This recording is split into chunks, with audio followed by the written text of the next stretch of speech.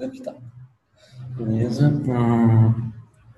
Então, falar sobre Flutter. Flutter é um framework escrito em uma linguagem chamada Dart. Esse framework tem como objetivo você conseguir aplicações mobiles nativas e ele vem com alguns diferenciais.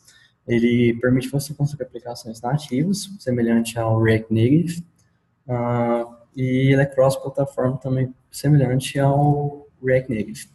Então, por que Flutter? Já que já existe alguns outros frameworks que fazem a mesma coisa. Então, por que Flutter? Nós vamos tentar justificar por que não utilizar o React Native ou o PWA. Bom, uma das diferenças que temos com o React Native e o Flutter, no React Native, quando você finaliza o seu projeto, o código é executado usando um JS Bridge. Todo runner ele precisa de interpretar aquele código JavaScript e transformar para um componente nativo. No Flutter isso não acontece, porque no Flutter o seu código é compilado no tipo ahead of time. Isso significa que o usuário vai ter um código mais próximo de linguagem de máquina, já pronto nele, já sem ter que fazer o just-in-time compilation, porque no React Native, o que acontece? Quando a aplicação inicializa, ele vai ver qual é o trecho do código que vai ser executado e vai compilar aquilo. Então, no Flutter, ele já vai deixar aquilo já compilado já. Isso perde um pouco de performance no React Native. Então, eu diria que o Flutter está um pouco mais próximo do real nativo.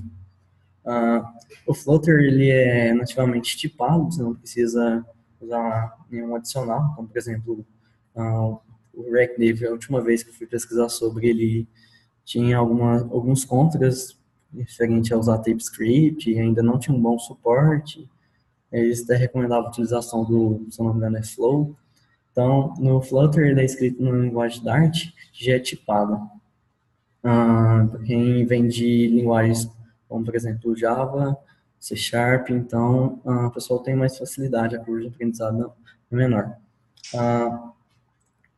A questão do React Native, ele consegue acessar módulos nativos, mas no Flutter, o pessoal do desenvolvimento dele, que é a Google, criou um mecanismo chamado Platform Channel, que ele permite o acesso a recursos nativos de cada plataforma. Então, o Flutter desenvolve que você consegue desenvolver para iOS e Android. Então, por exemplo, se hoje lançou uma nova API, uma nova biblioteca para iOS e eu quero utilizar no meu projeto, eu não preciso esperar alguma integração, eu mesmo posso escrever ela e fazer a integração com um código existente. Outro detalhe também, o React Native ele até suporta você rodar com 60 FPS, porém você precisa trabalhar bastante em questão de performance. O Flutter foi designado para você manter essa taxa de frame. Beleza, o PWA, algumas coisas que talvez podem estar um pouco desatualizadas. A desvantagem do PWA é que ele não vai ser instalável de certa forma. Ele vai ser instalável, porém o usuário não vai vir pela Play Store ou iTunes Store. Isso é uma desvantagem, porque talvez o pessoal encontrar seu aplicativo, talvez vai ter um pouco mais de desconfiança para aquelas pessoas mais resistentes.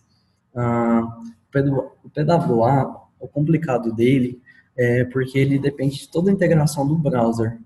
Por exemplo, as últimas pesquisas que eu fiz, você não poderia utilizar Bluetooth, NFC, Fingerprint, que é a leitura de biometria, porque isso necessita de comunicação integrada com hardware. Então, você dependeria da integração do browser com hardware para criar essa ponte para você.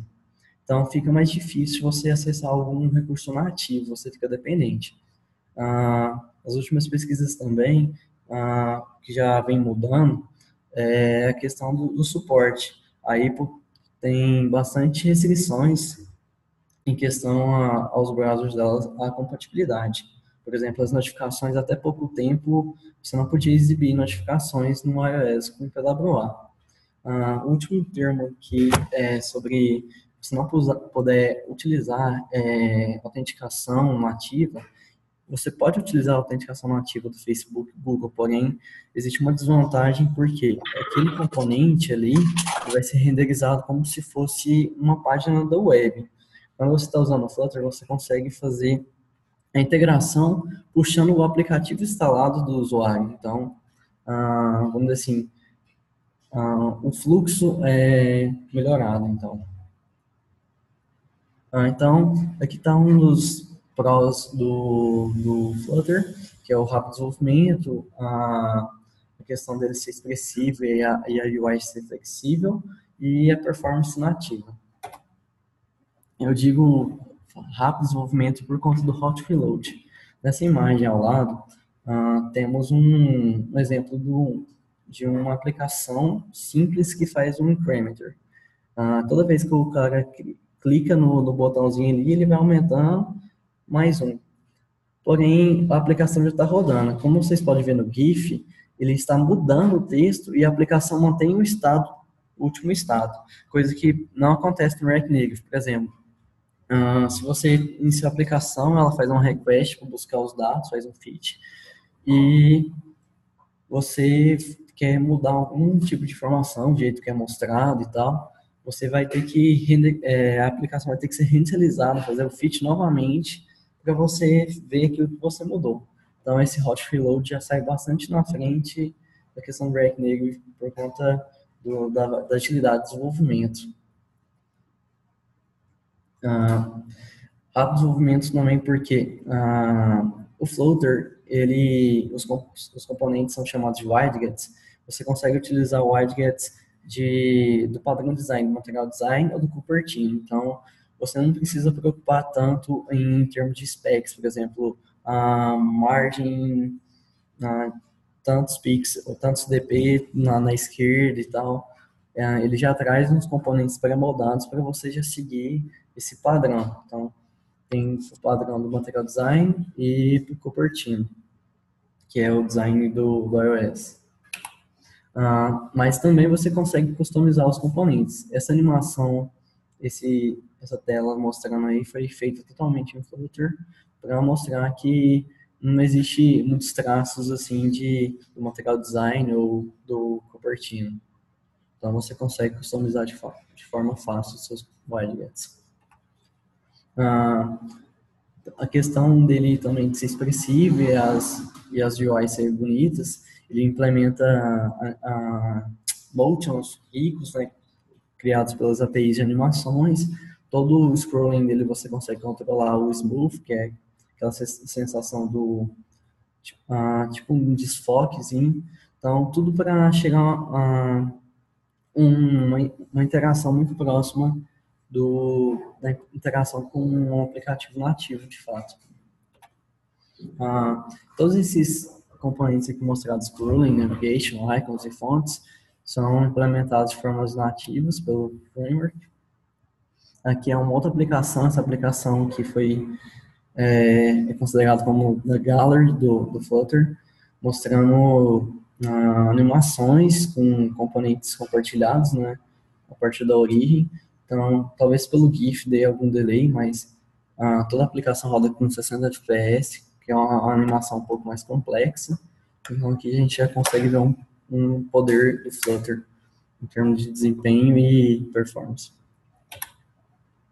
O Flutter usa uma linguagem chamada Dart. Mas o que é o Dart? O Dart ele foi construído com o objetivo de você construir interfaces e interações com o usuário de forma impressionante e fácil.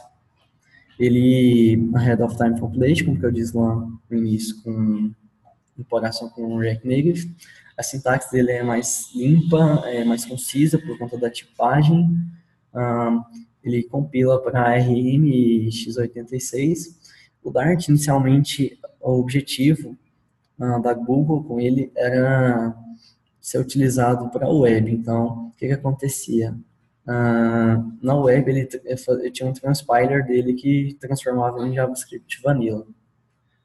Como que eu disse também, ele é semelhante com C++, e C Sharp e Java. Então, a curva de aprendizagem para o pessoal que vem dessas linguagens é baixíssima. E um novo paradigma que está surgindo, está começando a pegar, é o Reactive.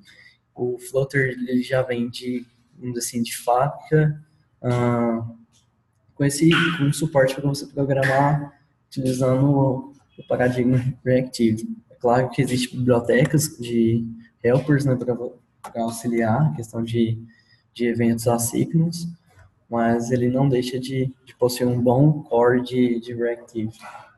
Existe um pattern utilizado pela Google chamado Block, que utiliza bastante desse quesito, desse paradigma Reactive. Bom, no Flutter existem os principais tipos de wildcats. Existem 3 tipos de wildcats, são esses 3. O stateless, como o nome já fala, é um componente, um wildcat que ele não vai manter estado.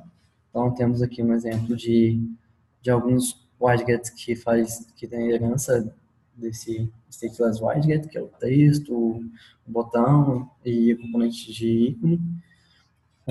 Stateful, ele já é um pouco mais complexo, porém é mais útil. Você consegue gerenciar o estado, né, da aplicação, ou pelo menos do componente. Então, no Stateful você tem um lifecycle completo do componente, coisa que você não tem no Stateless. Por exemplo, aqui está no lifecycle. Temos um evento de created, que é chamado pelo constructor da classe, o init state.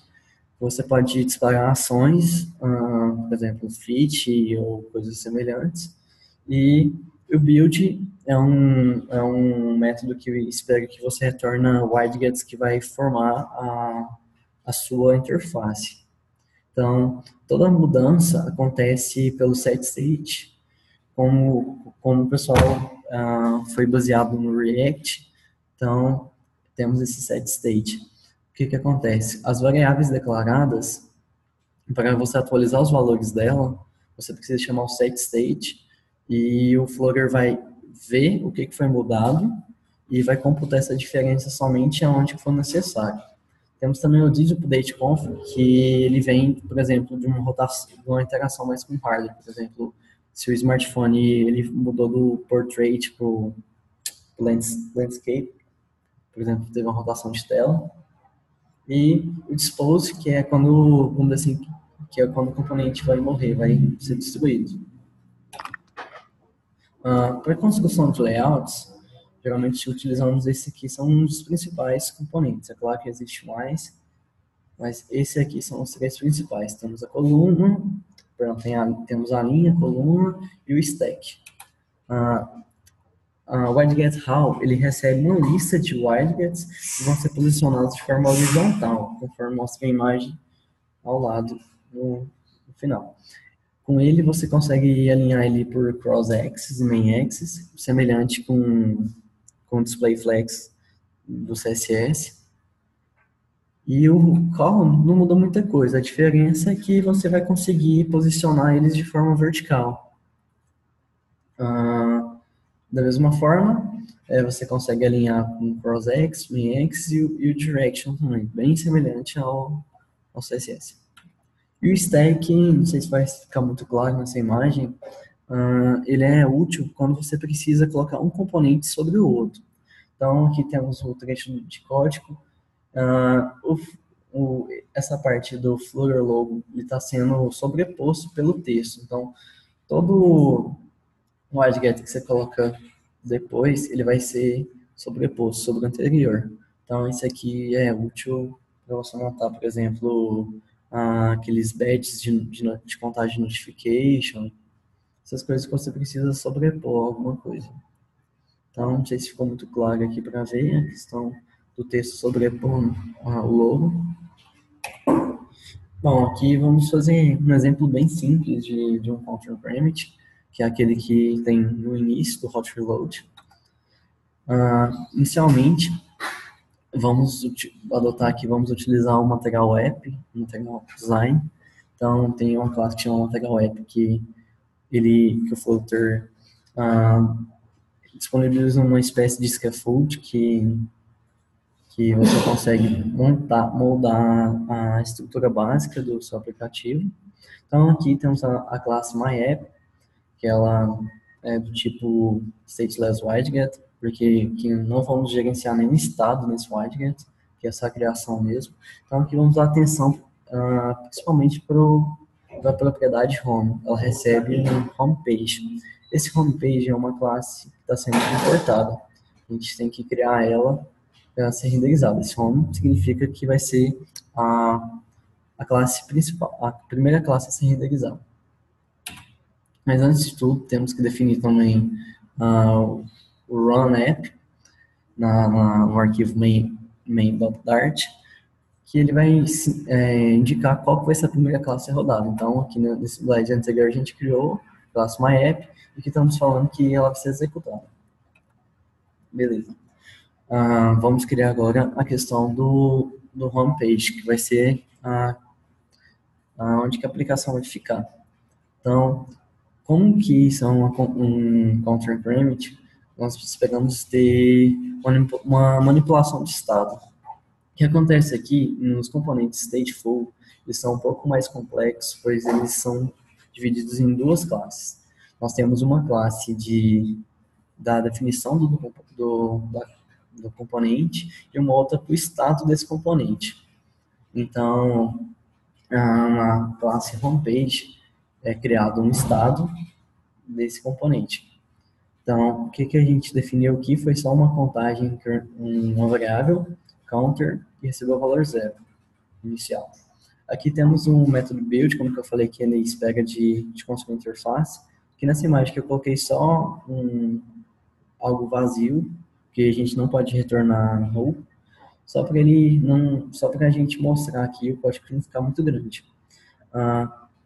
Então, um detalhe da linguagem Dart, da syntax, ele não existe aqueles keywords reservados, por exemplo. Existe um padrão aqui começando com underline. Isso aqui significa que essas classes vão ser privadas. Então, somente esse arquivo consegue acessar essas classes ou essas variáveis. Então, o que importa para a gente é o homepage, então por isso que ele é público, e a questão do estado, ele é privado, porque a gente não precisa acessar ele. Bom, aqui é a criação do layout. Como eu falei, tem o scaffold por conta da classe, né, do material app. Então, o scaffold, a gente consegue criar toda a estrutura básica, que é dividida no cabeçalho, no corpo e o floating action button, que só criamos um outro componente, que é o cabeçalho, colocamos um texto e basicamente tudo aquilo que a gente tinha falado do column.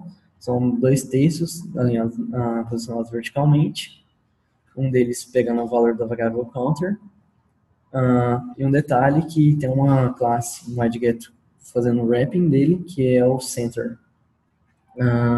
Questões de estilo aqui, como que eu falo nessa parte mais básica, não vou entrar tão a fundo do jeito de você customizar os componentes.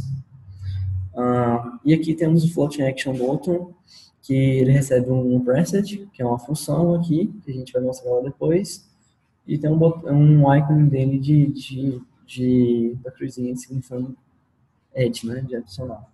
Então, o design vai ficar semelhante a isso. Então, algumas coisas do Flutter já entende que aquele app bar já entende quando ele está no iOS, ele deve centralizar o tipo para manter o padrão, mas isso pode ser controlado, pode ser customizado. E no Android, o comportamento dele, semelhante também, porém, a linha da esquerda. Então, o design ficou assim, agora a gente tem que fazer a questão do increment, da ação mesmo. Então, aqui é a declaração da função, como que é tipado, a gente coloca o return, que a gente espera que é void, não tem nenhum return. E, como eu falei, todas as atualizações vão devem vir no setState. Então, o setState recebe uma função e dentro dessa função aqui a gente realiza as operações de atualização. Você pode sim fazer a mudança dos textos, das variáveis, perdão, fora do setState, só que tem um problema, o Flutter não vai saber que ele tem que renderizar a UI do usuário. Então, isso é um problema. Se você não precisa se essa variável que você vai atualizar não vai afetar a interface, então você não precisa chamar ela pelo setState. Bom, aqui o exemplo funcionando, aquele mesmo que eu mostrei no início. E sobre os recursos nativos, os módulos nativos. Então, temos um arquivo parecido com o Node, que a gente tem o gerenciador de versões, temos o PubSpec, onde a gente consegue definir as dependências do projeto. Aqui temos algumas bibliotecas já criadas pela equipe do Google, que é a desenvolvedora do Flutter. Por exemplo, gerenciador de alarme para Android, para quem vem do desenvolvimento nativo do Android, as intents, obter nível de bateria, câmera, alguns métodos de autenticação, inclusive o de digital, alguns sensores, enfim. E toda a base também do Firebase, por exemplo, Machine Learning, Message, para nós mandar mensagens, time links, onde que a gente consegue fazer um usuário clicar em link, se ele não tiver com o app instalado, ele ir para uma tela, se tiver com o app instalado em tal versão, mudar para outra. Então, tem diversos módulos já criados. Mas o que acontece se você precisar criar um novo? Então, você pode criar uma integração nativa, como eu tinha falado, o Flutter facilita essa integração. Existe o método channel, que você consegue implementar tanto para o iOS e tanto para o Android. Então, por exemplo, se lançou um recurso novo no Android, você consegue ir lá, simplesmente implementar ele e utilizando essa aplicação sem ter que esperar alguém por criar esse recurso. Bom, Google foi o desenvolvedor desse framework e da linguagem também, chamada Dart. Ele é open source. Pelo que eu já vi, eles aceitaram alguns PRs de pessoas terceiras, que é da Google. Então, acho que se você seguir lá o guia de contribuição, eles aceitam as PRs. Sobre os testes. Então, os testes, a gente consegue fazer todos esses testes que temos aqui na pirâmide, né? Teste de integração, de WideGet e testes unitários. Então, de acordo aqui com a pirâmide, é a questão de tempo de execução e a confiança do teste. Aqui é a mesma coisa, falando a confiança e o tempo de execução, o nível de dependências que você precisa no projeto, o custo, no caso, poder de processamento e tal. Então, o teste de integração, ele, apesar de ser o mais próximo do usuário, ele é muito mais lento, então, isso aqui é a coisa mais básica, né? Então, os testes unitários. Pessoal, está dando quase 40 minutos. Se acontecer da conferência cair, eu pego e mando o link lá no Miners novamente, beleza? Então, aqui temos testes de unitários. Então, bem simples, só testando se uma variável valor de 42. A gente consegue executar o comando para testar só Flutter test. A gente precisa definir que vamos fazer teste no PubSpec, só adicionar essa dependência aqui de desenvolvimento. Quanto à questão de WideGet test, esse código ficou um pouco monstro, infelizmente foi que eu tinha pegado na internet. O usuário acabou não adotando uma boa prática aqui, foi porque ele pegou e construiu o próprio componente aqui dentro do teste. Mas você não vai fazer isso, claro, você vai importar o componente e testar ele.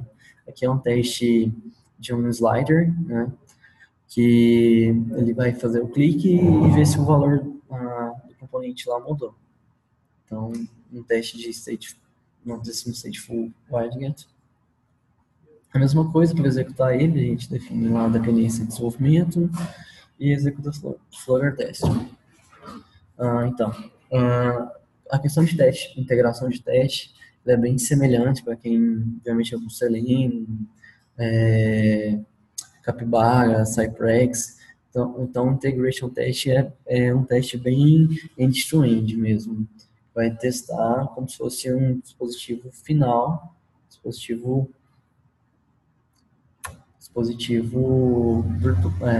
físico mesmo.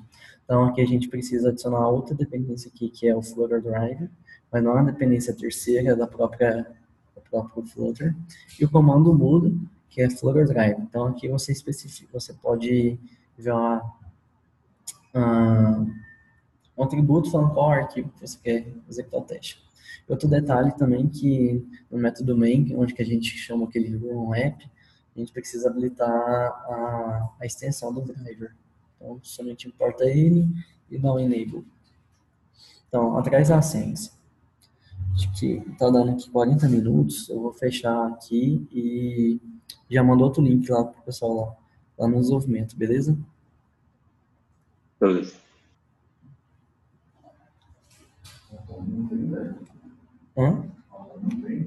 Acabando, tá nos testes, já finalizando os testes.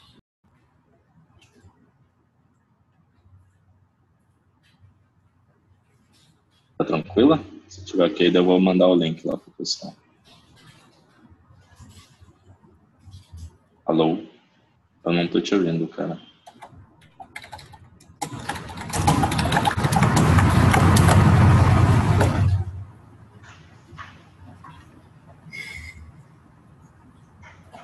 Alô? Tá me ouvindo? Alô?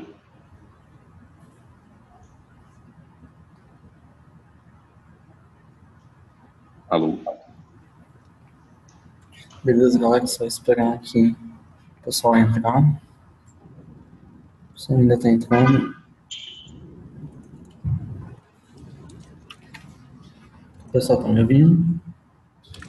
Uhum. Beleza. Deixa eu ver. Esperando o pessoal chegar ainda. Beleza. Então, voltando aqui. Então, por trás das cenas, o que acontece? Como que acontece a execução do Flutter no Android no iOS? A compilação, como eu disse, ela é ahead of time. Então, ele utiliza uma biblioteca para compilar utilizando C, ou C e C++. E, de acordo com a plataforma, ele vai utilizar o compilador, né? Por exemplo, o iOS ele vai usar a biblioteca LLVM e no Android ele utiliza o NDK, que é um tooling para você inserir código de baixo nível, de código de linguagem C no Android. Depois desse processo, ele inclui também um runner que utiliza o ARM.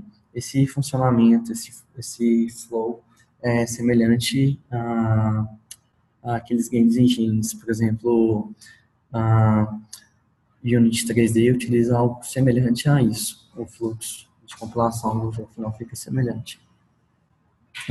Então, o Flutter Debugger dele, ele, quando você está desenvolvendo, ele roda sobre um Dart Virtual Machine, que é uma virtualização que permite você fazer o stateful hot reload. Então, toda vez que você mudar o estado, toda vez que você fazer alguma mudança na interface, ele mantém aquele estado atual.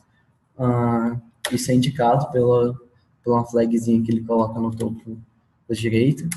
O que isso significa? Que quando você estiver no método de desenvolvimento, executando o aplicativo de desenvolvimento, você vai ter uma performance um pouco inferior da performance final, porque quando o aplicativo tiver sido finalizado, você não vai ter esse processo da máquina virtual para interpretar. Então, não que ele seja lento quando você está fazendo o método de desenvolvimento dele. Ele é incrivelmente rápido equivalente a esses tópicos da parada, por exemplo, o React Native e tal. E o de bacana da documentação dele, que existe documentação para pessoal que vem de outras plataformas, por exemplo, pessoal do desenvolvimento nativo, do Android, ele mostra como você pode fazer integração, tipo, como você cria um layout, como você cria um layout no Android nativo, e como você pode transformar isso no Flutter, questão do iOS também, pessoal do React Native e até, se não me engano, do Xamarin. Alguns casos de uso do Flutter do Dart. Este aplicativo Reflect, ele foi um dos que eu mostrei as animações aqui no slide. Hamilton Musical foi um dos primeiros aplicativos a ser publicado utilizando Flutter, ainda quando o Flutter estava em beta. Se eu não me engano, ele ainda está em beta. E os produtos da Google deixam tudo em beta.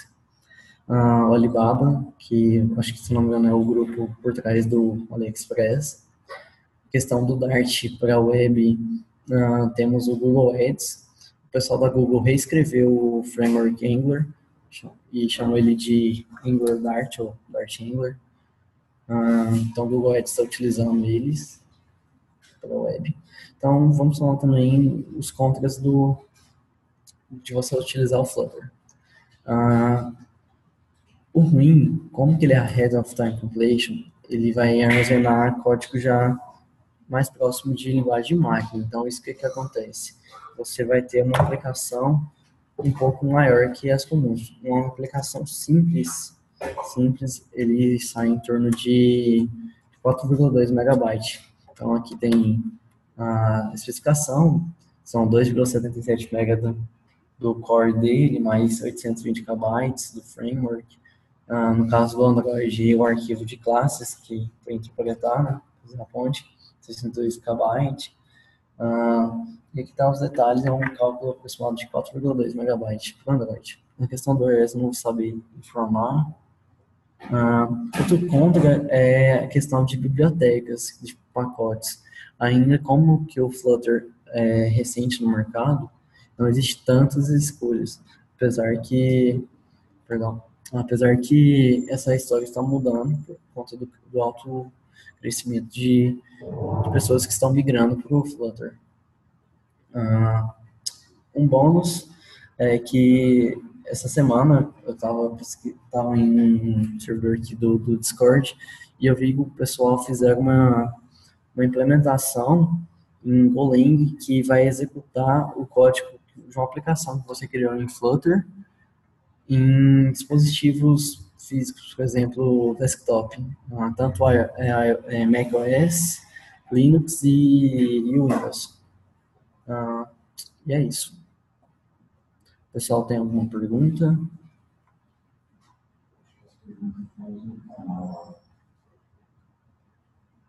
Eu não entendi essa última parte que tu falou é tipo um runtime em Golang do Flutter para rodar apps no Mac e no Windows, é isso? Eu não cheguei a aprofundar nisso. O pessoal escreve um código em Go e esse código vai interpretar não só o aplicativo que você escreveu, por exemplo, para dispositivo mobile mesmo, ele vai conseguir meio que fazer um runner. O Golang vai servir como runner do seu projeto para ele rodar nas plataformas de desktop. Então, tipo, só um código que você, em Golang, você coloca, que ele vai executar independente do seu projeto. É claro que isso não é algo oficial ainda, pode ter alguns problemas, por exemplo, no Flutter você tem o método de você acessar recursos nativos que foram feitos para dispositivos físicos. Então você tem que tomar cuidado com isso, ver como que ele vai comportar, como que vai ser o comportamento dele.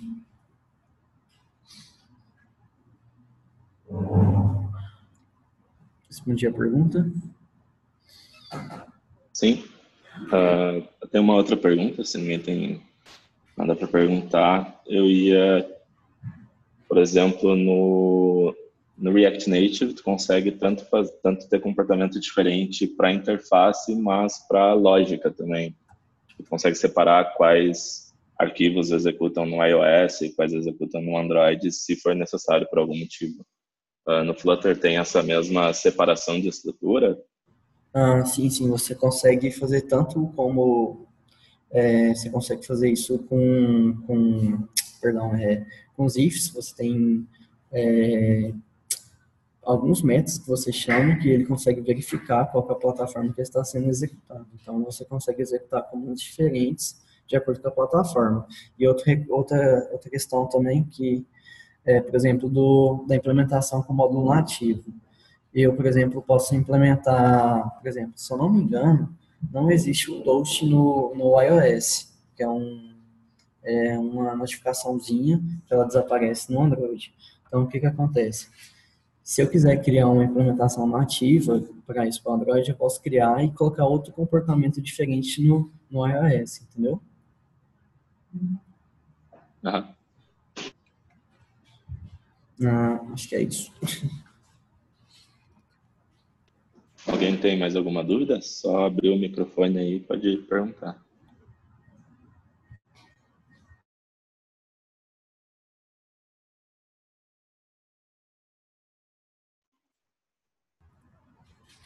Eu tenho uma dúvida. Então, tu pode usar qualquer biblioteca Dart no Flutter, certo?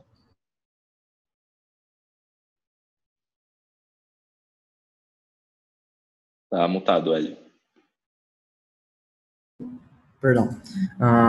Por exemplo, você pode usar qualquer biblioteca que contenha, vamos dizer assim, lógica, porque existem bibliotecas do núcleo dele que foram feitas para o HTML, entendeu?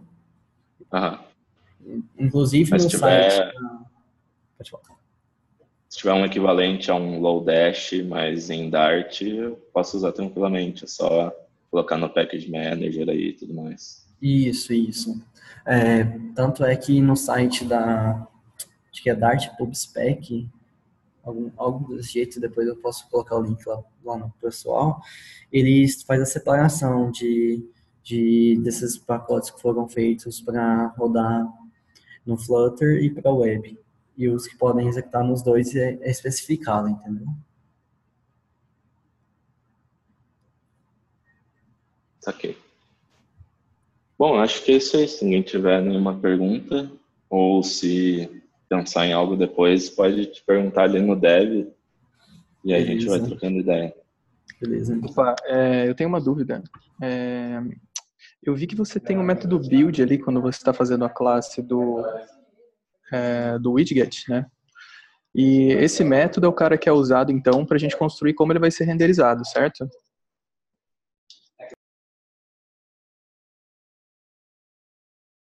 Certo. Tá, então, tipo, por exemplo, todo o código ele fica ali, ou eu posso separar, tem alguma forma de fazer? Ou, tipo, é normal fazer na mesma classe? Então, como você pode ver, você começa aquele monte de hierarquia, né? Você pode criar componentes que vai fazer esse wrapper. Então, por exemplo, eu crio um botão que ele vai ter um loading dentro dele. Tipo, é algo que é um componente, concorda? É um componente que eu posso separar para reutilizar ele. Então, você cria uma classe, geralmente stateless, porque o que acontece? Ela vai ser construída, ela vai ser renderizada quando as propriedades dela mudar, entendeu? Para você ter um padrão que você consegue reutilizar mais em outros casos, entendeu? Nada proíbe você de criar um componente que seja stateful e colocar ele dentro de outro stateful, entendeu? Uhum.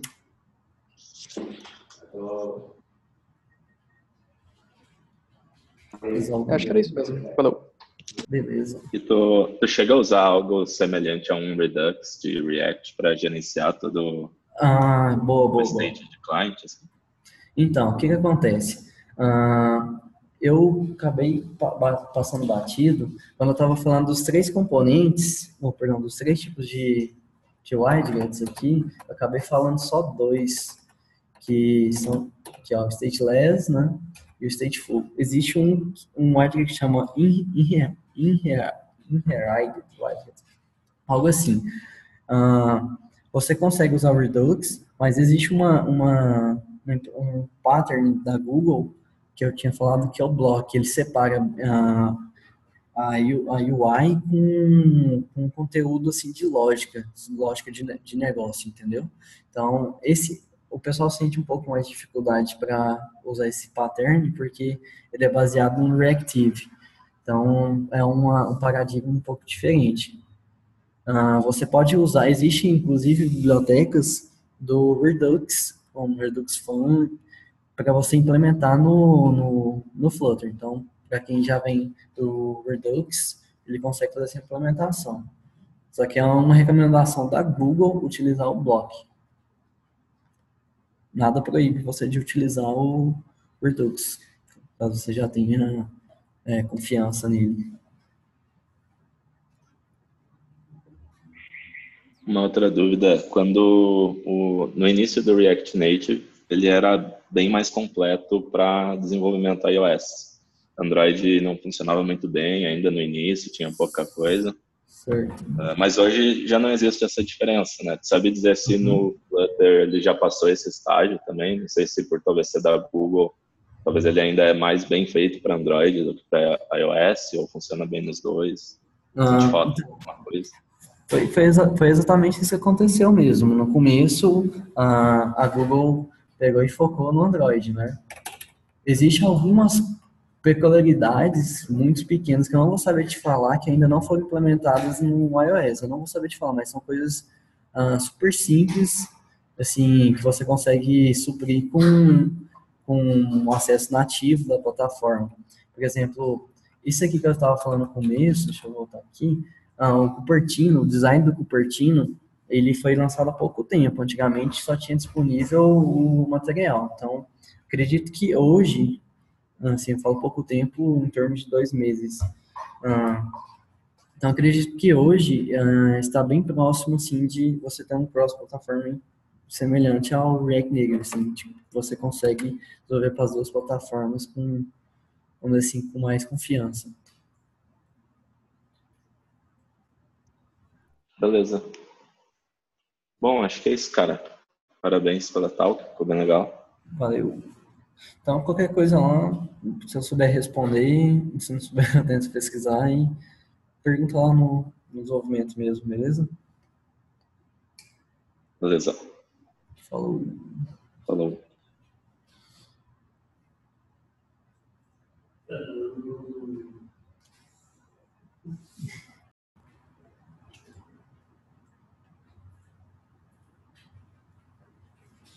Tá tranquila? Se tiver ok, eu vou mandar o link lá pro pessoal.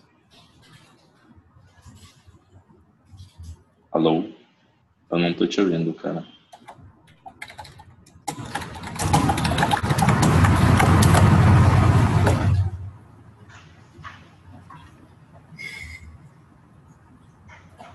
Alô? Tá me ouvindo? Alô?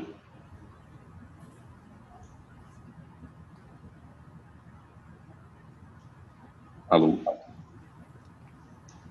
Beleza, galera, só esperar aqui o pessoal entrar. Você ainda tá entrando. O pessoal tá me ouvindo? Uhum. Beleza. Deixa eu ver. Esperando o pessoal chegar ainda. Beleza. Então, voltando aqui. Então, por trás das cenas, o que acontece? Como que acontece a execução do Flutter no Android no iOS? A compilação, como eu disse, ela é ahead of time. Então, ele utiliza uma biblioteca para compilar utilizando C, ou C e C++. E, de acordo com a plataforma, ele vai utilizar o compilador, né? Por exemplo, o iOS ele vai usar a biblioteca LLVM e no Android ele utiliza o NDK, que é um tooling para você inserir código de baixo nível, de código de linguagem C no Android. Depois desse processo, ele inclui também um runner que utiliza o ARM. Esse funcionamento, esse flow é semelhante àqueles games engines, por exemplo, a Unity 3D utiliza algo semelhante a isso. O fluxo de compilação do jogo final fica semelhante. Então, o Flutter, o debugger dele, ele, quando você está desenvolvendo, ele roda sobre um Dart Virtual Machine, que é uma virtualização que permite você fazer o stateful hot reload. Então, toda vez que você mudar o estado, toda vez que você fazer alguma mudança na interface, ele mantém aquele estado atual. Isso é indicado pela uma flagzinha que ele coloca no topo da direita. O que isso significa? Que quando você estiver em método de desenvolvimento, executando o aplicativo de método de desenvolvimento, você vai ter uma performance um pouco inferior da performance final, porque quando o aplicativo tiver sido finalizado, você não vai ter esse processo da máquina virtual para interpretar. Então, não que ele seja lento quando você está fazendo o método de desenvolvimento dele. Ele é incrivelmente rápido, equivalente a esses tops da parada, por exemplo, o React Native e tal. E o de bacana da documentação dele, que existe documentação para pessoal que vem de outras plataformas, por exemplo, pessoal do desenvolvimento nativo do Android, ele mostra como você pode fazer integração, tipo, como você cria um layout no Android nativo e como você pode transformar isso no Flutter, questão do iOS também, pessoal do React Native e até, se não me engano, do Xamarin. Alguns casos de uso do Flutter do Dart. Este aplicativo Reflect, ele foi um dos que eu mostrei as animações aqui no slide.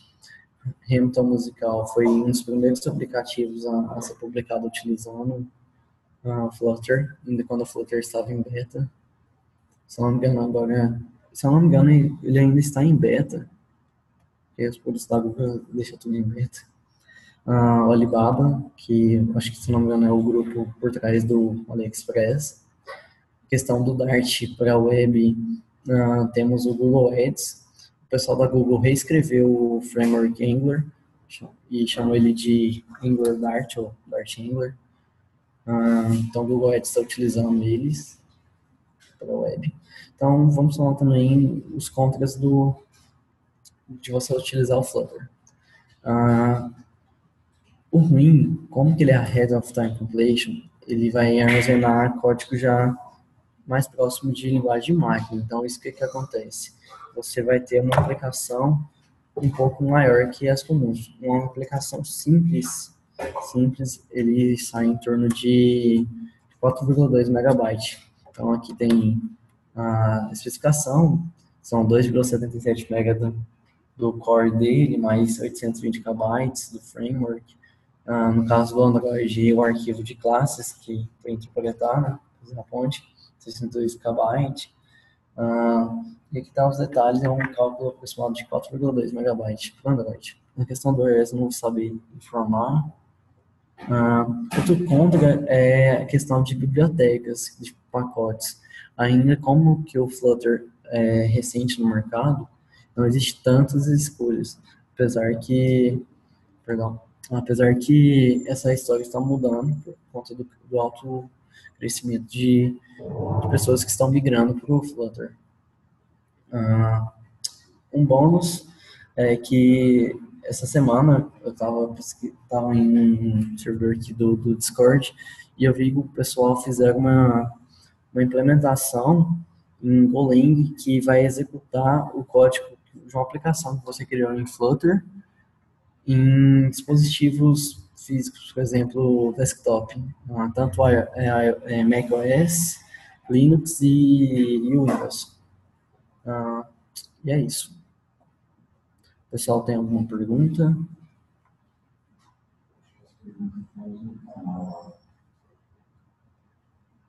Eu não entendi essa última parte que tu falou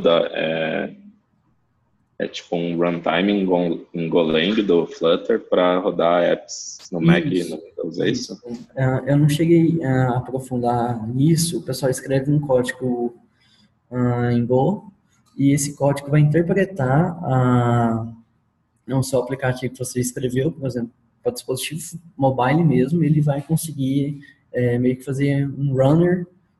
O Golang vai servir como um runner do seu projeto para ele rodar nas plataformas de desktop. Então, tipo, só um código que você, em Golang, você coloca, que ele vai executar independente do seu projeto. É claro que isso não é algo oficial ainda, pode ter alguns problemas, por exemplo, no Flutter você tem o método de você acessar recursos nativos que foram feitos para dispositivos físicos, então você tem que tomar cuidado com isso e ver como que ele vai como vai ser o comportamento dele.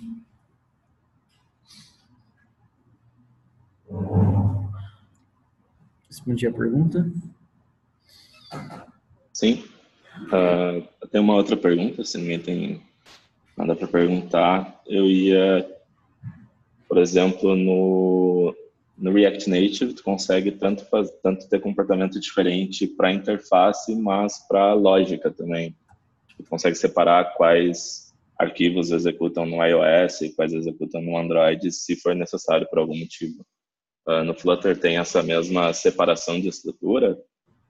Sim, você consegue fazer tanto como você consegue fazer isso com os ifs. Você tem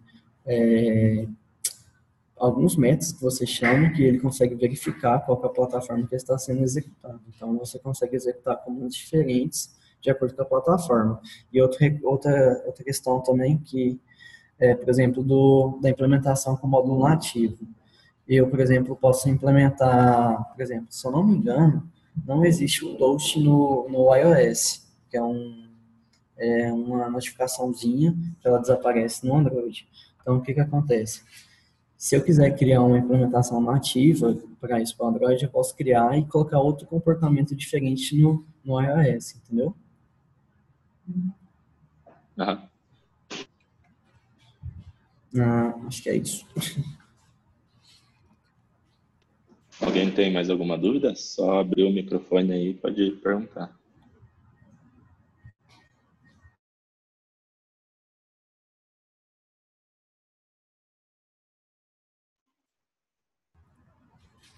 Eu tenho uma dúvida. Então, tu pode usar qualquer biblioteca Dart no Flutter, certo?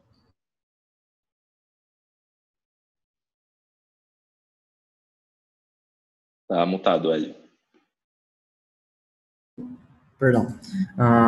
Por exemplo, você pode usar qualquer biblioteca que contenha, vamos dizer assim, lógica, porque existem bibliotecas do núcleo dele que foram feitas para o HTML, entendeu? Inclusive mas no site... Pode falar.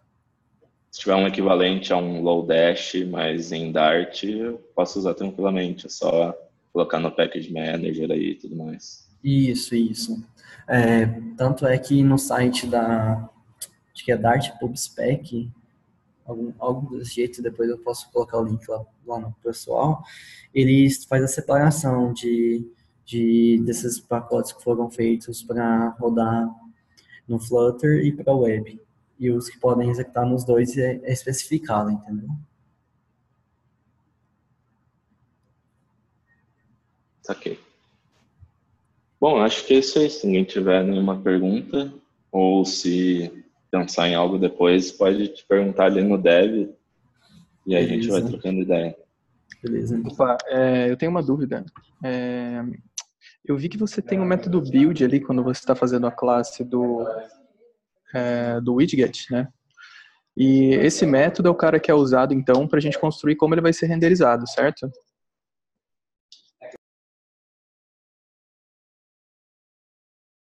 Certo. Tá, então, tipo, por exemplo, todo o código ele fica ali, ou posso separar? Tem alguma forma de fazer? Ou, tipo, é normal fazer na mesma classe? Então, como você pode ver, você começa aquele monte de hierarquia, né? Você pode criar componentes que vai fazer esse wrapper. Então, por exemplo, ah, eu crio um botão que ele vai ter um loading dentro dele.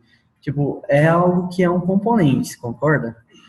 É um componente que eu posso separar para reutilizar ele. Então, você cria uma classe, ah, geralmente stateless, porque o que que acontece? Ela vai ser construída, ela vai ser renderizada quando as propriedades dela mudar, entendeu?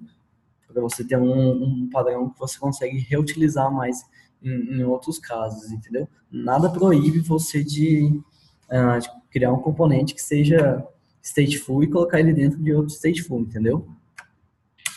Uhum.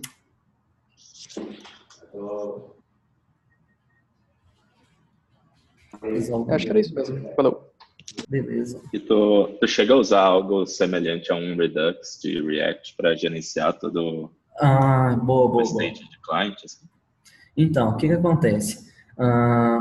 Eu acabei passando batido quando eu estava falando dos três componentes, ou perdão, dos três tipos de widgets aqui, eu acabei falando só dois, que são que é o stateless, né, e o stateful. Existe um widget que chama inherit widget, algo assim.